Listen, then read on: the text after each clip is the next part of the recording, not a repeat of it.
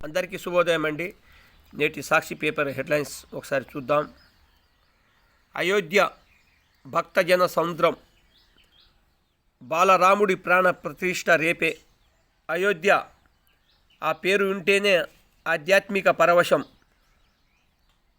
భవ్యమైన దివ్య మందిరంలోకి రామచంద్ర ప్రభువు ఏం చేయబోతున్నాడు?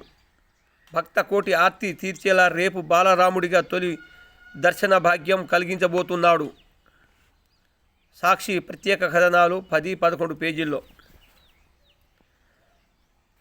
శోభాయమానం రామమయం. 100 మీటర్లు గొయ్యి తీసి బీఆర్ఎస్ను పార్టీ బెడత. ఎన్నికల్లో ఓడినా బుద్ధి రాలేదు రేవంత్. లోక్సభ ఎన్నికల్లో తేల్చుకుందాం. పులి బయటికి వస్తుందట, దానికోసమే చూస్తున్నాం. బోను వల సిద్ధంగా ఉన్నాయి. ముందు 100 రోజుల్లో హామీలు అమలు చేయి. సీఎం రేవంత్కు కేటీఆర్ కౌంటర్. రేవంత్ల అహంకారంతో మాట్లాడే వారిని 100 మందిని చూశాం. హామీలపై తప్పించుకోవాలని కాంగ్రెస్ చూస్తే వదలదు. బడ్జెట్లోపే క్యాబినెట్ విస్తరణ.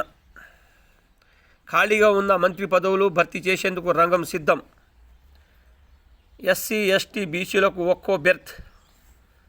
రేసులో బాలు నాయక్, జి వివేక్, వాకిటి శ్రీహరి, ఈర్లపల్లి శంకర్. రెడ్డి ఎలమకోటలో తీవ్ర పోటీ. రెడ్డి సామాజిక వర్గానికి ఒక పదవి దక్కే అవకాశం. సుదర్శన్ రెడ్డి, రాజగోపాల్ రెడ్డి, మల్ రెడ్డిలలో ఎవరికి ఛాన్స్ అన్న దానిపై ఉత్కంఠ. ఎలమకోటలో ప్రేమ్ సాగర్ రావు, మదన్లలో ఒకరికి పదవి యోగం.